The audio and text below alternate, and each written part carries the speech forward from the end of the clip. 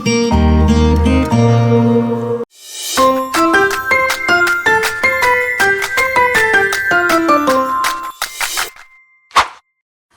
teman-teman, kembali lagi dengan Mia. Kali ini kita akan belajar bersama lagi tentang sel volta. Sel volta itu apa sih? Kenapa kita harus mempelajari materi ini? Tujuan pembelajaran kita kali ini yaitu memahami konsep dasar sel volta, mengidentifikasi susunan sel volta dan prinsip kerjanya, serta memahami sel volta dalam kehidupan sehari-hari. Pernahkah teman-teman terfikirkan bagaimana lampu kendaraan bisa menyala? Lalu, bagaimana batu baterai dapat mengalirkan arus listrik? Aki pada kendaraan dan baterai pada remote adalah contoh sel volta yang banyak digunakan dalam kehidupan sehari-hari loh. Baterai termasuk sel primer, sedangkan aki termasuk sel sekunder. Sel volta dapat juga dibuat dari bahan sederhana yang terdapat di lingkungan. Contohnya baterai garam dapur yang disebut juga baterai seng udara.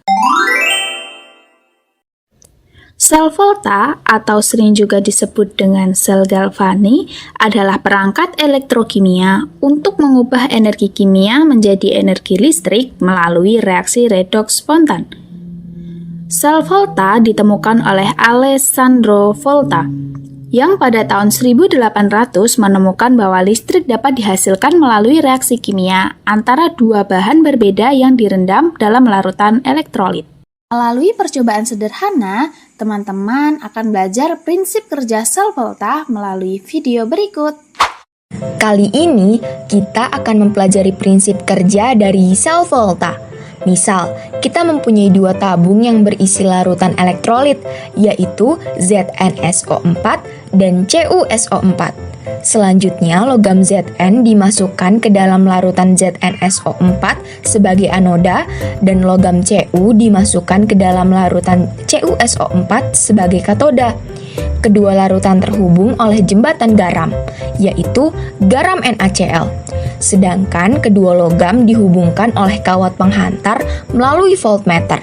Saat semua terhubung, karena anoda adalah seng, logam lebih aktif dari Cu, maka akan cenderung melepas elektron dan akan teroksidasi menjadi ion Zn2 positif dan 2 elektron. Ion Zn2 positif akan terlarut dalam air, sedangkan elektron akan mengalir menuju logam tembaga. Pada layar voltmeter akan terbaca tegangan tertentu sebagai tanda adanya aliran listrik. Elektron yang mengalir ke logam tembaga akan ditangkap oleh ion Cu2 positif, sehingga tereduksi menjadi endapan Cu yang menempel pada logam tembaga. Selama proses berlangsung, larutan ZnSO4 akan kelebihan ion positif, sedangkan CuSO4 akan kekurangan ion positif. Oleh karena itu, ion Cl negatif akan migrasi ke larutan ZnSO4 untuk menetralkan muatan Zn2 positif, dan ion Na positif akan memasuki larutan CuSO4 untuk menggantikan ion Cu2 positif yang telah menjadi atom Cu. Disinilah fungsi dari jembatan garam, yaitu untuk menetralkan larutan elektrolit. Nantinya logam Zn semakin lama akan semakin menipis dan terkikis, sedangkan logam Cu akan semakin menebal. Reaksi sel yang terjadi pada sel volta tersebut yaitu Zn plus Cu2 positif menjadi Zn2 positif plus Cu. Reaksi yang terjadi pada anoda yaitu Zn menjadi ion Zn2+ dan melepaskan 2 elektron. Zn mengalami kenaikan bilangan oksidasi akibat dari pelepasan 2 elektron, maka Zn mengalami oksidasi.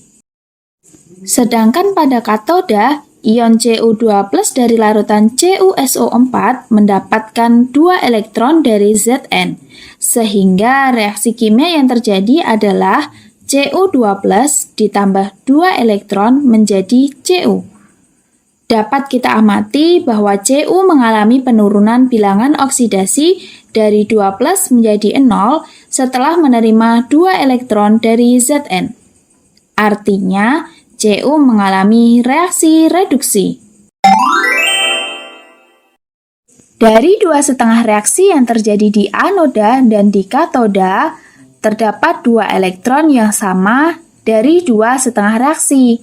Oleh karena itu, kedua elektron tersebut dapat dicoret atau dihilangkan, sehingga setengah reaksi dapat dijumlahkan menjadi Zn ditambah Cu2+, menjadi Zn2+, ditambah Cu. Susunan sel volta tersebut dapat dituliskan dalam bentuk notasi sel atau diagram sel volta. Penulisan notasi sel atau diagram sel volta mengikuti kaidah berikut.